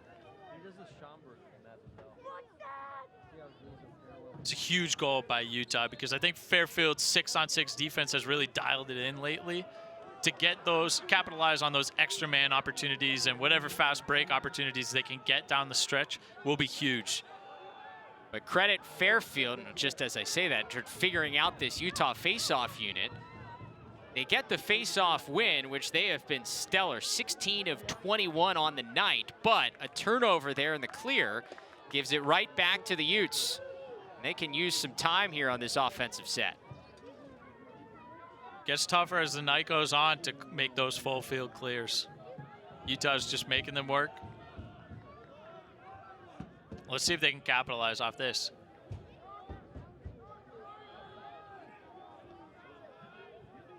It's Wilson going behind the cage. He's been active, just 1 assist, but been very involved in this offense. Jump shot deflected and saved by Corsiniti, but it's a fresh 80. Yeah, they got a matchup they like. I don't know if they'll sit on this for 80 seconds with a 1-goal lead, 4.5 minutes. I think Utah's still in attack mode. Yeah, I think you almost have to be. Yeah, which is so nice, isn't it, compared to years past? It's true. You can't hold that ball for 3 minutes anymore with a couple of shots that sail a couple feet over the cage. As if these guys, as if Matt Rambo can't hit the cage whenever he wants to. Just, yeah. Sexton's got the short stick matchup here with Ristis. Draws the quick slide. Now Feldstead. Still plenty of time to operate for the Utes. Yeah, no rush. Short stick behind the cage.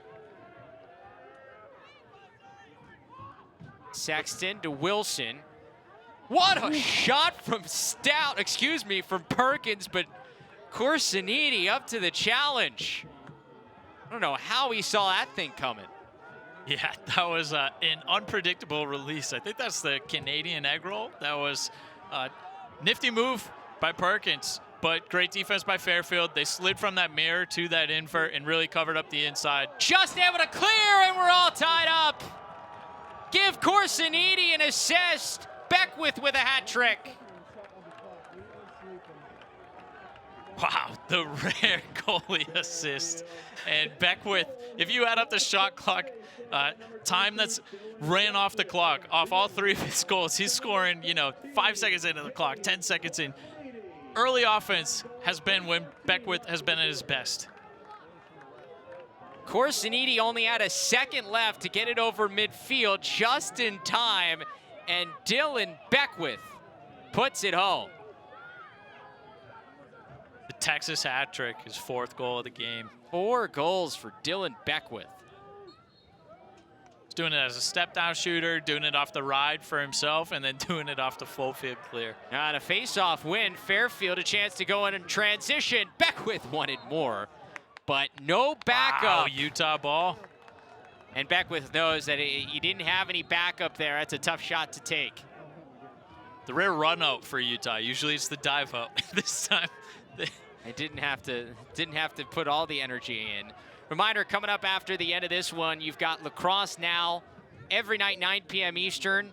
Get you all caught up on all the highlights going on around the country, and tonight we'll get you ready for a big Saturday slate and show you highlights, get some reaction from this one. A really good one in our CAA Game of the Week. Some Friday night Lax in Fairfield, Connecticut. 2-man game coming behind. Fairfield is dropping the Pickers defender above goal line extended. Sort of like an off-ball linebacker, like a middle linebacker there. He's able to read and react. If his teammate can't get through this pick, then he's going to help. Now he goes to Stout. Stout, feed in front to Perkins off the pipe again.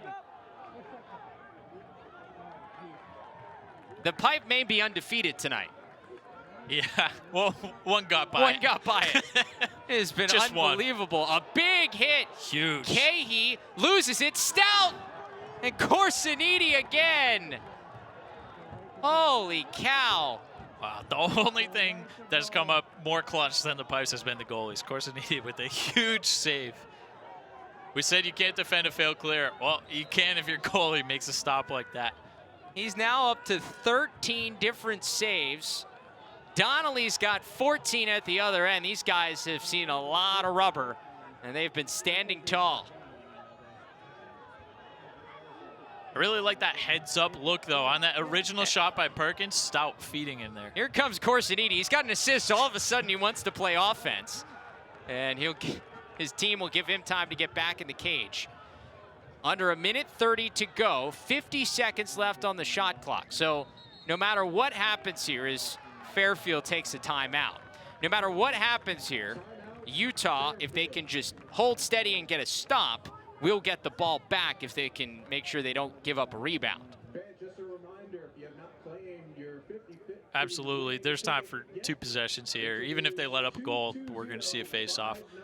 Fairfield can't hold for one here. Curious to see what they dial up. I think it's got to be that weave offense. Our CAA Game of the Week schedule continues next week. We've got a stellar one for you. Number 11, Denver at number 5, Towson. The Pioneers heading to Johnny Unitas Stadium, coming off a weekend off this week. Of course, that game against Ohio State that was supposed to be tomorrow was canceled because of some travel issues for the Pioneers. So Denver gets the weekend off as they look ahead to the Tigers, who have a big-time matchup tomorrow against Duke. Our coverage starts next Saturday, March 23rd, a noon Eastern start for Pios and Tigers here on Lax Sports Network, and you can watch for free on any of the free LSN apps. So let's reset here. Utah and Fairfield tied up at 9, 1:21 left to go here in the 4th. This game has been back and forth. Utah was really good in that first half, took a 3-goal lead into the break. Fairfield was able to answer, and since Fairfield brought this thing back even, the two of them have been really just trading punches. Yeah, they both seem to have an answer for each other. They're both getting goals in those, those niche areas of the game. Off the ride, extra man, they're really capitalizing on their opportunities. 6-on-6, both defenses have been really sound, really sliding and recovering well. Not leaving those open shooters on the inside or from right in front of the cage. There's the guy who's been key for Fairfield tonight, number 22, Dylan Beck, with 4 goals and an assist, entered this game as the team's leading point scorer, and he is added to that team leading 29 points tonight. Not exactly a shutoff for Beckwith there, but they're making it difficult, yeah. Yeah, which if nothing else, chews up time. Now we got 30 on the shot clock. So Matt Sharp, the midi, decides he's going to go with it himself, and he sends it behind. And what that does is, I would imagine, throws a wrench in whatever Fairfield drew up. Ford gets free, and it's off the pipe again. We have a late flag, and Fairfield is going to get a chance on extra man with 45 seconds left to go in this one. And there it is. Yeah, that's a late hit. Dan Ford was Tracy. Ford got free off that pick for a sweep. 5-on-5 offense for Fairfield this time. Utah's known for it. Fairfield ran it. Really tough to slide to those pick games because you have fewer help defenders. He was able to get free, and that's just a tough late hit to take. Tracy's a guy who knows a little something about the CAA, a transfer from UMass, played in 8 games of the last 2 seasons.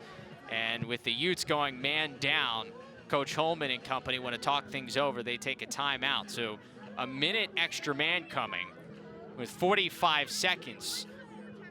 Fairfield's got a really good opportunity to win this thing. And even if they don't score here at the end of regulation, even 15 more seconds to carry this thing over into overtime. As you see Tracy come up high underneath the helmet there on Ford just after he missed that shot. What a game we've got here tonight, Joe. This is a big one. This is as good as it gets. Back and forth. 3 minutes ago, we were sitting here saying how glad we are for the shot clock. Since then, we've had possessions on both sides, people pushing, going to the cage, going all out. There's no sense in putting your foot on the brakes. You know, everybody's just pedal to the metal the whole time. Look, this is a big game confidence-wise for both these teams. For Fairfield, one of your last 3 games in non-conference play. It's been a bumpy road for them, sitting there at 3-3. They've had some games like that opener against St. Joe's where you kind of leave you scratching your heads. They've also had great games like they played against Bryan on Tuesday. This one a chance to continue to gain momentum as they enter a very difficult CAA conference. And for Utah, look, they know at the end of this they don't have a conference play to play in. So every game is like conference play. Every game is as big as it gets for this Utah program. And so we go down the stretch. Fairfield looking to finish this thing off with a man-up opportunity late in regulation.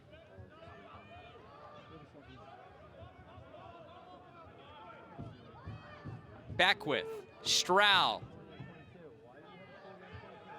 Playing pitch and catch. Now 20 seconds to go in the 4th. Interesting to see Stroud on that wrong side, so to speak. Spinning, it's Brennan, and it's another stop from Donnelly. He's made a ton of saves tonight, but that's got to be the biggest. 15 saves for the sophomore from Yorktown, New York. And we have free lacrosse and some Friday Night Lax in Fairfield.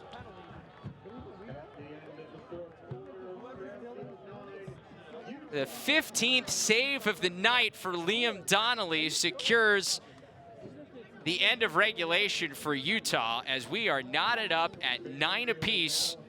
And 60 minutes, not enough to decide this one. We'll be back with overtime here on Lax Sports Network. Fairfield and Utah. We've got some more time left to play. Liam Donnelly stepping up. Welcome back to our CAA Game of the Week. 60 minutes, not enough between Utah and Fairfield. We've got overtime between these two programs, tied at 9 as we enter the extra session. Travis Eldridge and Joe Keegan back with you for this one from Rafferty Stadium. The Stags had a great chance there at the end of regulation. On the extra man, they get a shot right in front from Jack Brennan, and Liam Donnelly has done what he's done all night. Yeah, both goalies have been unbelievable. It was Corsinati with that huge save on Stout after the failed clear, and then Liam Donnelly. They've saved their best for last. They've both been piling up the saves all night, but they've been at their best in this 4th quarter. By the way, a little history here is I believe this is the first overtime game in Utah program history. There we go, making history.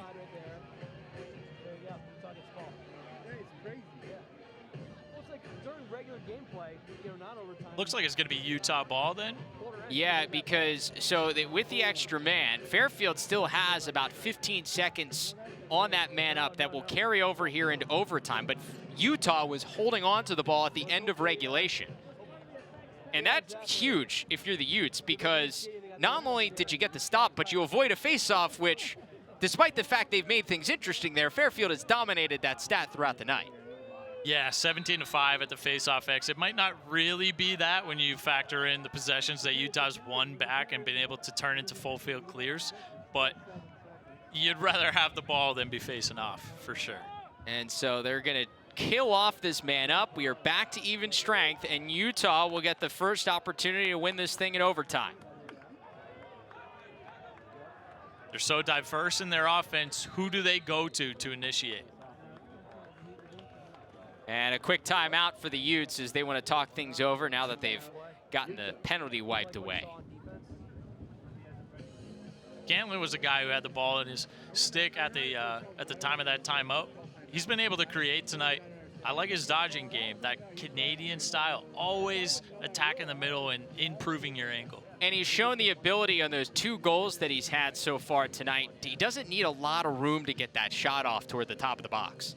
Yeah, really snappy release. You watch those box lacrosse players play, a lot of their shot is wrist. It's not so much of that torque that you see from the field game, those time and roop shooters. These are guys who are playing on a hockey rink during the summers up in Canada. They need to get that shot off as fast as possible, or else they're going to get dropped.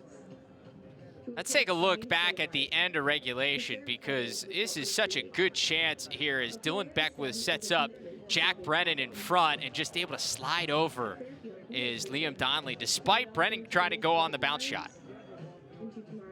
The top down feeds, tough for the shooter to turn, find the cage. Also tough for the goalie to read where the shooter is going to go, and you can't really see where he's releasing that from. So Donnelly slides down to make the save. 16 saves, on the night. That last one, 16 saves for Liam Donnelly. He's just one shy of his career best that came against Furman when he stopped 17 shots. But as we talked about throughout that second half, Liam Donnelly now in double-digit saves in all 9 games he's played this year. That's so impressive. So key for the young team to get good goaltending. Brandon Wilson to trigger for Max. He's got that short sticks matchup, and Adam Reist is on him. Yeah, they'll switch it up whether Stout picks for him or mirrors for him. Looks like he's bringing the 2-man game, or at least opening up some spacing above the cage. Out top to Perkins. 15 seconds left on the shot clock for Feldstedt. Gotta go. Utah's got to create something here. Pick. Perkins. Cantlin can't handle it. With 2 seconds, he's just going to deflect it down into the corner. A shot clock violation, a big stop for Fairfield.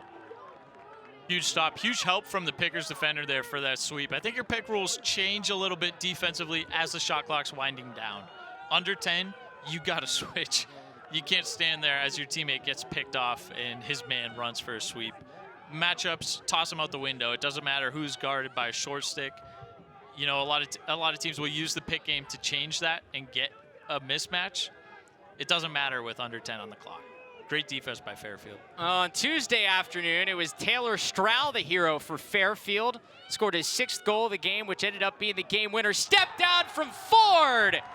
A different hero tonight, but 2 for 2 on the week for Fairfield, and the Stags win it in overtime. Huge shot by Ford. Looked like maybe a little mumbo there. An off-ball pick to create him for that step-down shot. Really good area of the field with his stick to the middle. Great quick release that Donnelly just couldn't track off that pass fast enough. Travis Ford with his first goal of the night. A timely one as Fairfield finally able to solve Liam Donnelly. What a game we had here tonight. Both teams leaving it all out on the field, and the Utes just come up a little bit short as the Stags are the team to get above 500 as they enter their final 2 non-conference games before CAA play. What a game, Joe. That was a fun one. Both teams played so hard, just fighting for those 50-50s. Utah, look, not the win that they wanted, but what an impressive game against an established program. Both teams coming off a short week with games on Tuesdays. Long, dramatic games. Fairfield going to overtime. Utah taking Duke down at Duke, or taking them down to the wire, so to speak. To bounce back on a Friday night, short time. Both teams really gave it their all and poured it out on the field.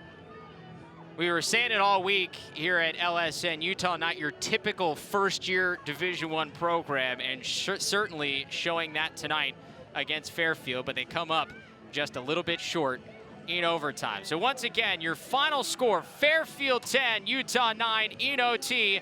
Thank you for watching the CAA Game of the Week on Lax Sports Network. For Joe Keegan, our producer Dylan Hand, and our entire crew, I'm Travis Eldridge. Our next CAA game comes your way next Saturday.